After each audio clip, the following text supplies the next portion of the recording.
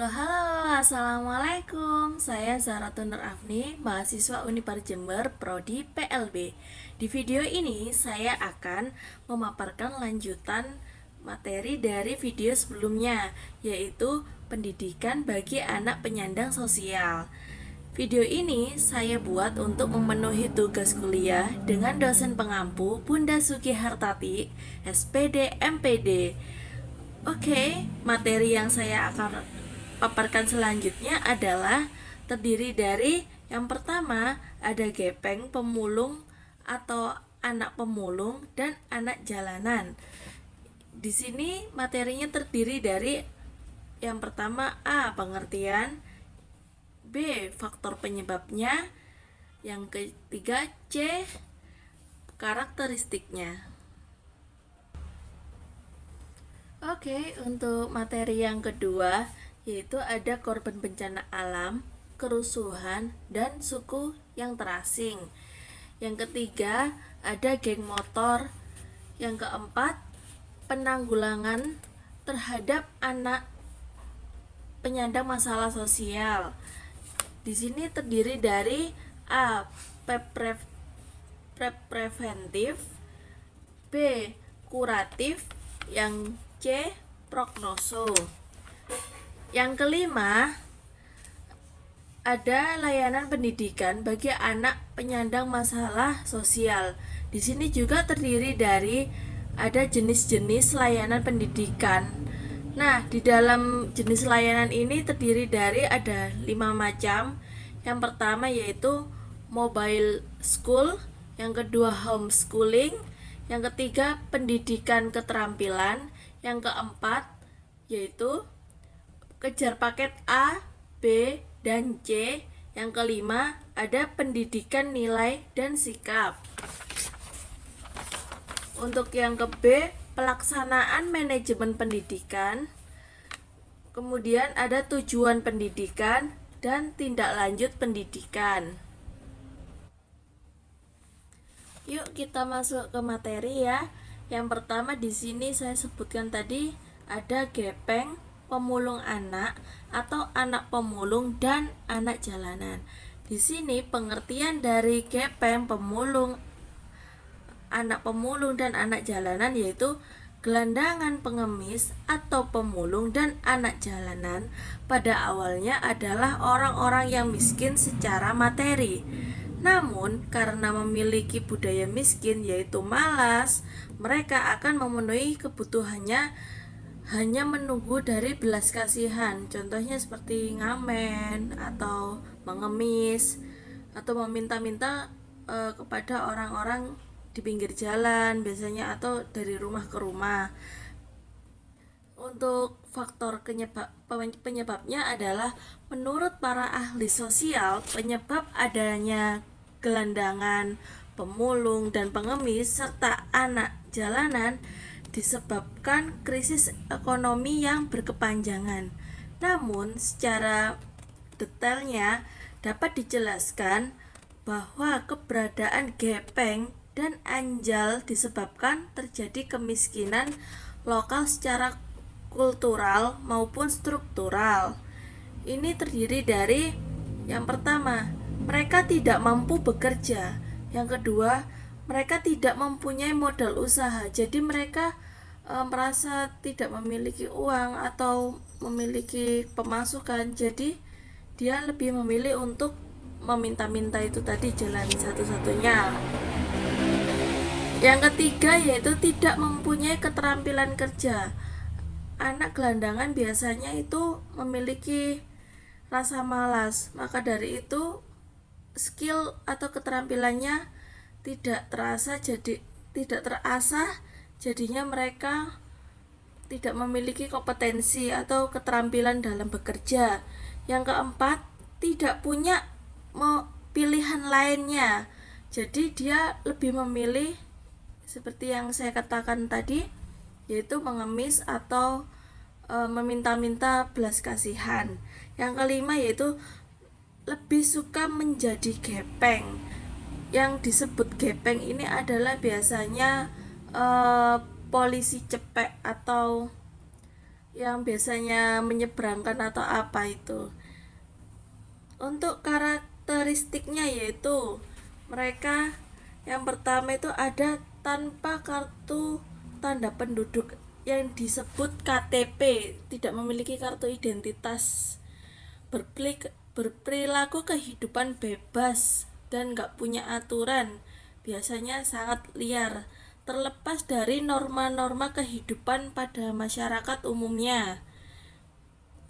Yang ke B, karakteristiknya yaitu tanpa tempat tinggal yang pasti atau tetap. Biasanya ini untuk pemulung. Pemulung ini biasanya tidur di emperan toko atau di bawah jembatan, bisa jadi di pinggir jalan, trotoar. Itu ya. Yang ketiga yaitu tanpa penghasilan atau pekerjaan yang tetap. Ini biasanya cuman meminta-minta atau mengandalkan hasil dari memulung, meminta-minta atau belas kasihan. Memulungnya itu pun aja dari tempat-tempat yang bebas atau yang tidak biasanya orang yang mengumpulkan itu. Yang keempat yaitu tanpa rencana hari ke depan anak-anaknya maupun dirinya sendiri.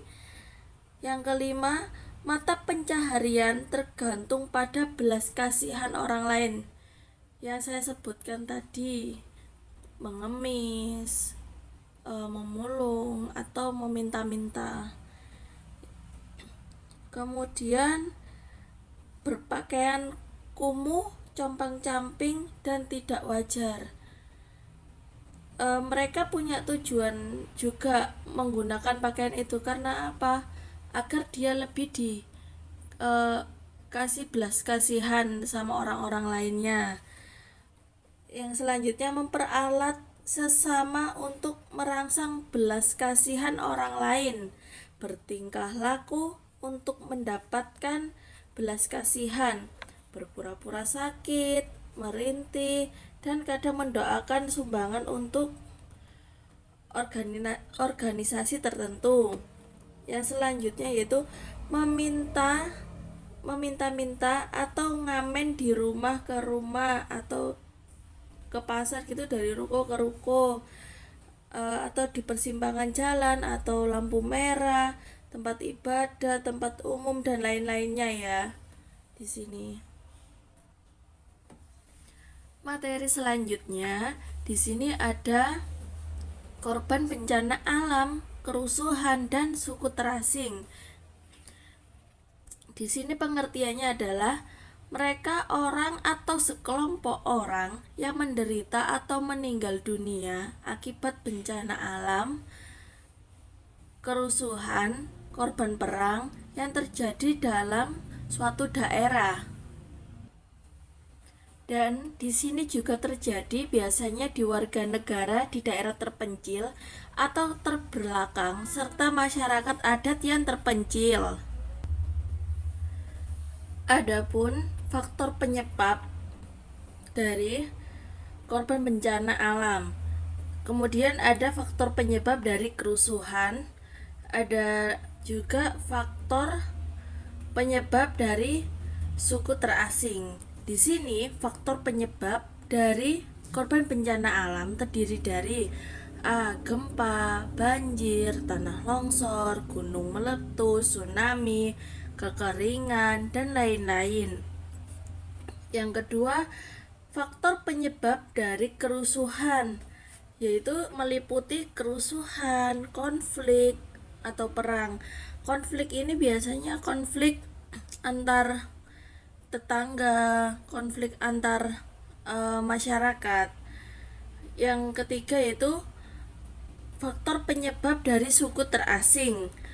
Di sini suku terasing selalu menutup diri dari dunia luar, tidak mau menerima perubahan atau komunikasi yang sulit, dan masih mempertahankan adat istiadat nenek moyangnya.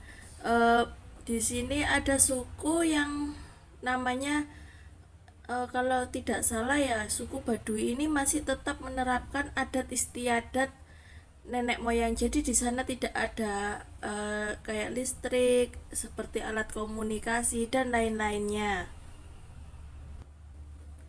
Di sini selanjutnya ada karakteristik. Yang pertama yaitu mengalami trauma baik fisik ataupun mental. Di sini biasanya eh, terjadi pada bencana seperti tsunami. Anak-anak di sini nih mengalami trauma dan fisik maupun mentalnya ya. Kemudian yaitu masih terisolasi dari dunia luar. Ini untuk suku yang terasing. Selanjutnya materinya ada geng motor. Pengertiannya di sini adalah geng motor adalah bagian dari suatu kultur masyarakat yang terbentuk dari umumnya remaja putra atau pemuda dengan latar belakang sosial atau daerah ataupun sekolah yang sama yang mengasosiasikan diri dengan bersepeda motor sebagai wujud ekspresinya. Di sini ada penyebabnya, yaitu yang pertama ada fenomena global yang ditiru oleh para remaja. Biasanya ini ada suatu forum atau suatu sekolahan, kakak kelas membuat komunitas geng motor, tapi komunitas geng motor lebih ke cenderung yang ke buruk, atau biasanya dilakukan seperti balapan liar, seperti adu sepeda motor atau kegiatan lainnya. Fenomena global ini biasanya ditiru oleh para remaja. Yang kedua yaitu faktor lingkungan yang kurang baik. Di sini bisa dijadikan yaitu circle pertemanannya yang tidak baik. Selanjutnya yaitu ada faktor lain yang menjadi penyebab adalah pelarian dari suatu kondisi yang dialaminya. Karakteristiknya yaitu yang pertama, banyak tumbuh dan berkembang di kota-kota. Yang kedua yaitu bertanggung jawab atas banyaknya kejahatan, pencurian, perusakan, melakukan tindak kekerasan ataupun teror. Yang ketiga yaitu bersifat agresif atau biasanya melakukan kerusuhan. Kalau untuk geng motor yang tidak memiliki latar belakang yang baik, suka baku hantam tanpa alasan yang jelas, suka hanya sekedar mengukur kekuatan pada dirinya ataupun kelompoknya. Yang keempat yaitu membuat onar di lingkungan. Di sini yang dimaksud membuat onar di lingkungan itu biasanya para anak geng motor yang tidak memiliki pendidikan atau apa, ini biasanya lingkungannya jelek ya.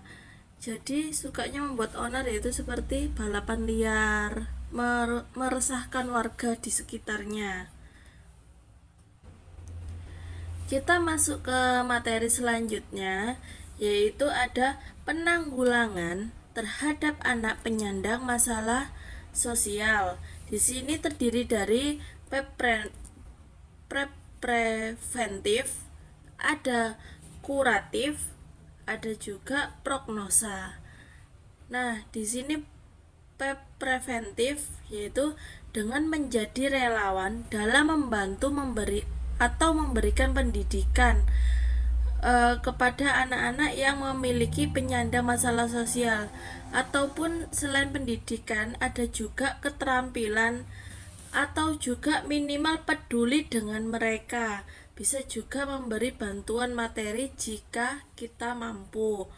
Di sini bisa jadi seperti ada komunitas SSC kalau tidak salah daerah Bungkul itu, dia memberikan pendidikan bagi anak pemulung, pengemis di daerah itu apa, Taman Kota Surabaya kalau nggak salah ya, di situ itu mereka memberikan pendidikan, entah itu berupa membaca buku atau perpustakaan berjalan. Terus adapun juga dia diberikan keterampilan oleh kakak-kakak yang di suatu lembaga, kalau tidak salah namanya SSC pada saat itu. Kemudian di sini kita minimal kurang lebih harus peduli dalam arti memberikan keterampilan atau memberikan modal kalau kita mampu. Selanjutnya ada kuratif. Kuratif ini adalah menjadi pelopor lingkungan pemberdayaan di lingkungan setempat. Seperti ini, jika lingkungan kita sudah di apa ya, istilahnya banyak anak penyandang masalah sosial, kalau bisa itu kita menjadi pelopor, memberikan usaha atau seenggaknya memberikan keterampilan untuk orang-orang di sekitar lingkungan setempat. Agar apa? Lingkungan setempat itu bisa menjadi lingkungan yang baik, lingkungan yang sehat, lingkungan yang bisa memberikan lapangan pekerjaan untuk orang lain atau juga untuk dirinya sendiri. Kemudian ada juga di sini ada prognosa. Prognosa ini diharapkan dapat untuk menurunkan angka kemiskinan dan permasalahan sosial. Namun masalah individual berbeda dengan masalah sosial. Masalah individu bisa diselesaikan dengan seorang diri, sementara masalah sosial harus diselesaikan secara kolektif atau bersama anggota masyarakat lainnya atau lingkungan setempat dengan cara rekayasa sosial seperti aksi sosial, kebijakan sosial, perencanaan sosial, atau sanksi sosial. Mengapa? Ya karena kita karena penyebabnya adalah akibat dari masalah sosial bersifat multidimensi dan menyangkut masyarakat atau banyak orang yang terlibat.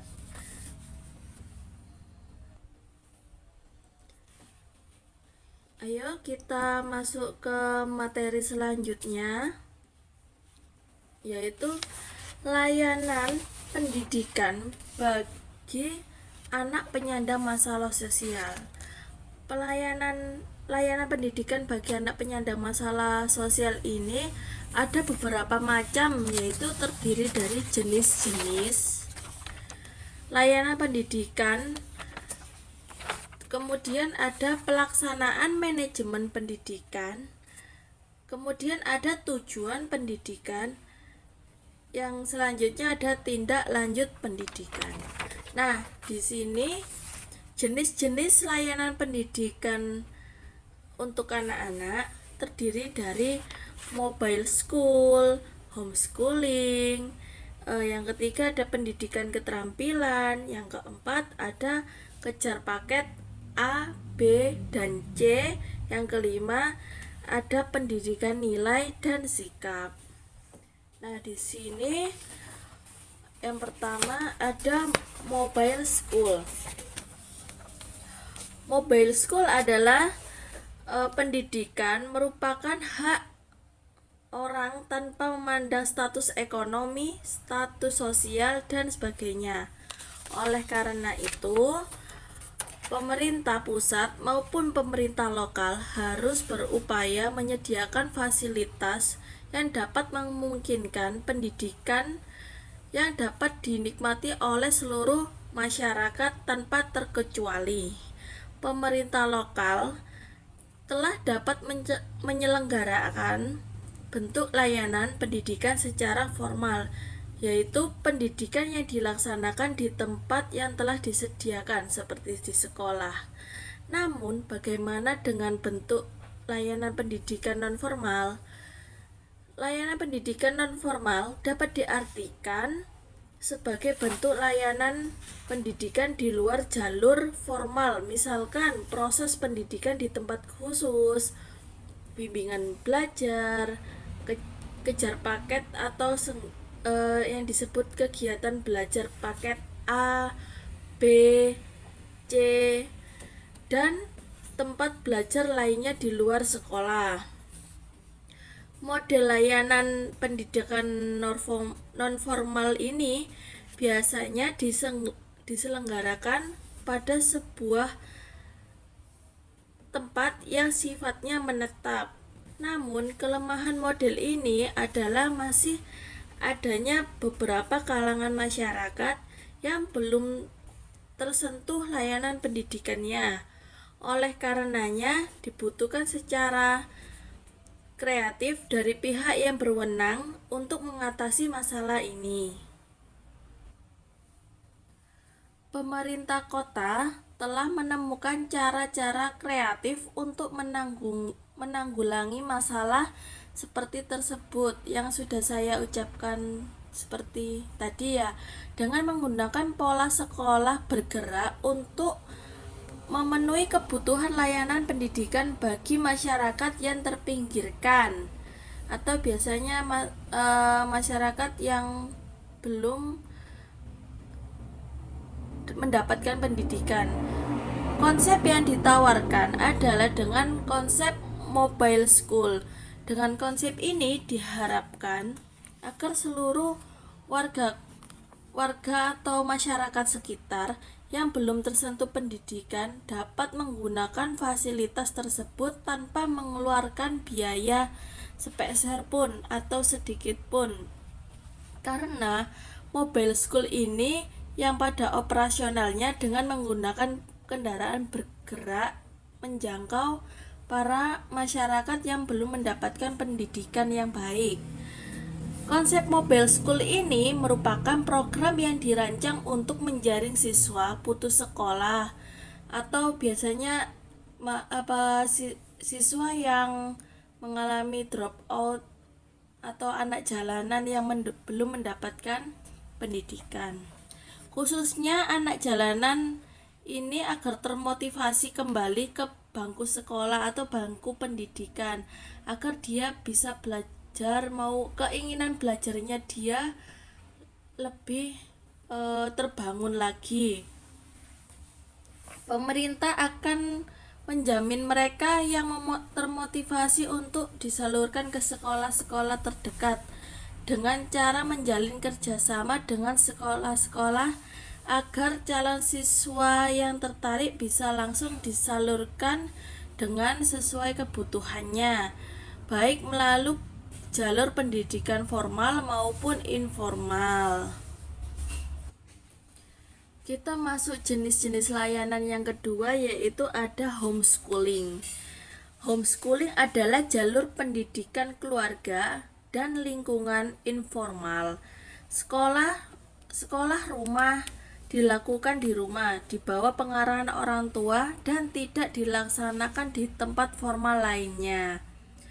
Beragam alasan seperti kondisi medis tertentu yang tidak memungkinkan anak mengikuti sekolah formal atau tidak kepuasan dengan pendidikan yang sudah tersedia di lingkungannya ataupun keyakinan bahwa anak tidak dapat mengembangkan minat, bakat, dan kreativitasnya di sekolah umum. Kegiatan homeschooling ini biasanya dilakukan di rumah dengan pengawasan orang tua, melalui orang tua mendatangkan guru atau yang sudah profesional dalam dunia pendidikan. Anak tersebut dibimbing di lingkungan rumah, biasanya seperti itu. Selanjutnya ada pendidikan keterampilan. Pendidikan keterampilan adalah bimbingan yang diberikan kepada anak agar memiliki kemampuan dalam hal membuat atau menciptakan sesuatu untuk melakukan kegiatan hal yang baik dan cermat terhadap sumber yang ada di lingkungannya, misalnya di lingkungannya terkenal dengan eh, seperti ada barang bekas, itu anak-anak dibekali keterampilan untuk menyulap barang bekas menjadi barang yang baik atau yang berguna. Terus di lingkungannya biasanya disebut dengan kampung batik. Di situ anak-anak dilatih cara bagaimana membuat batik. Di sini mengikuti kebutuhan seorang anak juga ya di lingkungannya.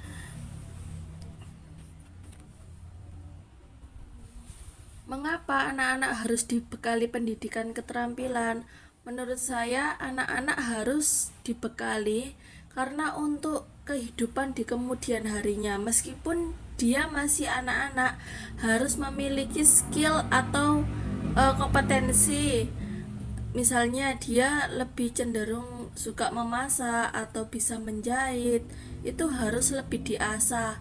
Siapa tahu untuk kedepannya dia bisa bekerja di tempat, misalnya di pabrik bagian menjahit, ataupun di catering, ataupun membuka usaha sendiri untuk dirinya sendiri untuk masa depannya. Anak-anak harus dibekali sejak dini karena untuk kehidupannya yang mendatang dan lebih bermanfaat kehidupannya kepada masyarakat yang ada di lingkungannya.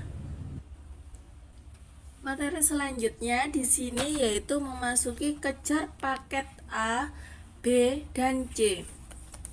Kejar paket A, B, dan C adalah solusi bagi anak yang sudah berusia di atas usia sekolahnya ataupun yang masih muda yang putus sekolah atau tidak bisa menyelanjutkan ke sekolah formal karena ada beberapa alasan. Namun, mereka masih ingin memiliki pengetahuan, kemampuan, dan ijazah setara dengan SD, SMP, maupun SMA. Di sini singkatan dari kejar adalah dari kelompok belajar. Siapa saja yang ingin mengikuti kejar paket A, B, dan C harus mendaftar di lembaga yang penyelenggaraan pusatnya kegiatan belajar masyarakat yang resmi. Apalagi harus terdaftar dari Departemen Pendidikan Nasional, sehingga nantinya apa? Mereka dapat mengikuti ujian kejar paket dan mendapatkan ijazah yang diakui oleh negara. Kejar paket A setara dengan sekolah dasar, kejar paket B setara dengan sekolah menengah pertama atau juga disebut SMP, sedangkan kejar paket C setara dengan sekolah menengah atas atau yang disebut SMA. Mengapa kita harus mencari kejar paket yang yang legal? Karena ijazahnya nanti dapat diakui oleh negara dan bisa melamar pekerjaan dengan baik. Untuk materi selanjutnya, di sini ada pendidikan nilai dan sikap. Pendidikan nilai dan sikap adalah sikap afektif erat kaitannya dengan nilai yang dimiliki seseorang. Sikap merupakan refleksi diri nilai yang dimiliki. Oleh karenanya pendidikan sikap pada dasarnya adalah pendidikan nilai. Menurut pendapat saya, pendidikan nilai dan sikap ini penting diterapkan masih di bangku dasar atau biasanya disebut sekolah dasar SD. Untuk apa? Untuk pondasi kelak mereka dewasa nanti dalam bertindak, bersosialisasi, dan hidup bermasyarakat untuk masa kedepannya. Masalah yang terjadi di Indonesia saat ini adalah banyak produk manusia yang cerdas secara intelektual namun tidak memiliki karakter yang baik dan tidak memiliki norma atau moral yang baik,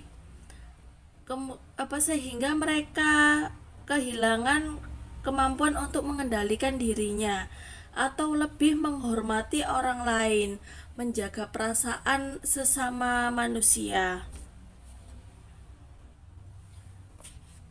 Perilaku ini juga bisa rukun dalam bermasyarakat, nanti juga bisa sulitnya mereka bersatu dalam perbedaan ataupun sulit untuk bersosialisasi terhadap lingkungannya yang sekitar. Banyak faktor yang melatar belakangi hingga hilangnya sikap-sikap positif dalam diri bangsa Indonesia. Nah, bagaimana dengan anak-anak penyandang masalah sosial?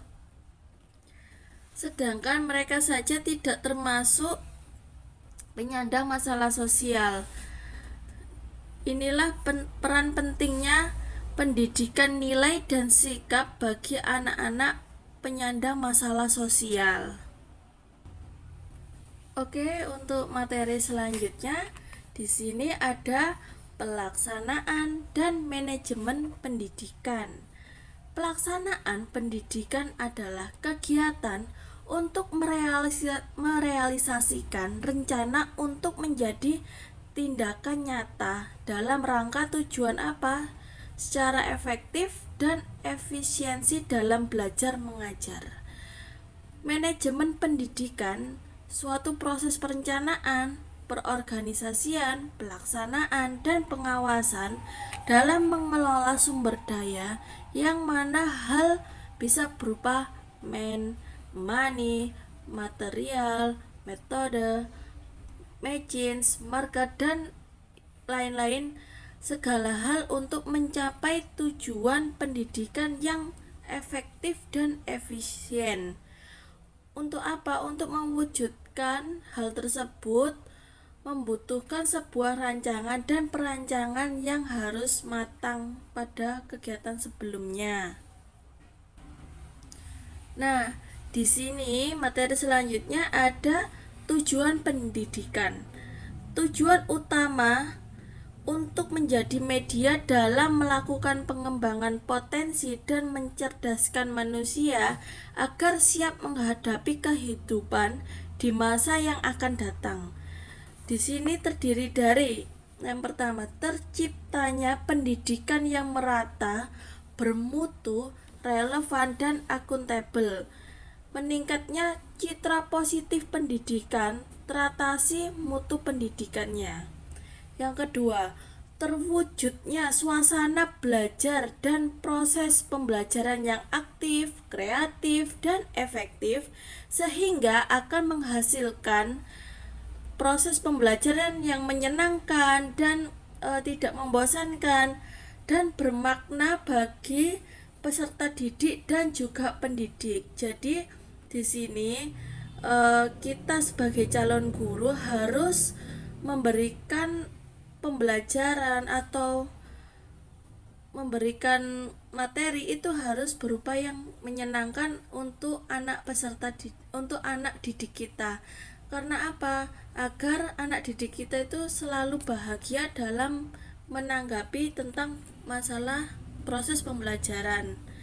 Contohnya kurang lebih anak diberikan pembelajaran dicampur dengan seperti sedikit ada games-gamesnya seperti itu.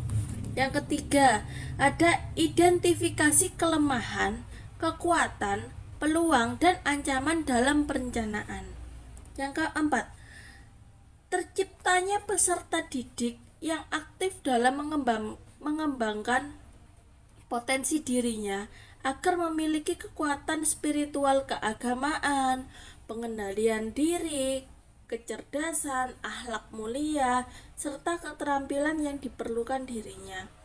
Ini harus diciptakan sejak dini dalam kegiatan keagamaan dan akhlak, itu yang terpenting.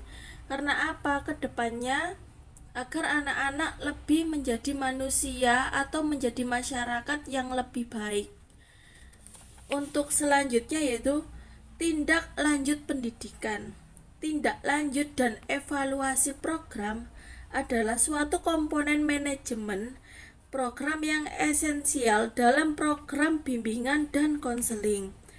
Evaluasi merupakan pengukuran tercapainya program pendidikan dan perencanaan suatu program substansi pendidikan.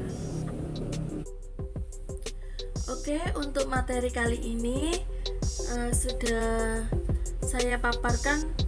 Mohon maaf jika ada kekurangan atau ada perilaku atau ada salah kata yang saya ucapkan. Mohon maaf ya, karena di sini saya masih belajar juga. Untuk materi ini saya akan tutup. Saya banyak-banyak terima kasih. Saya akhiri.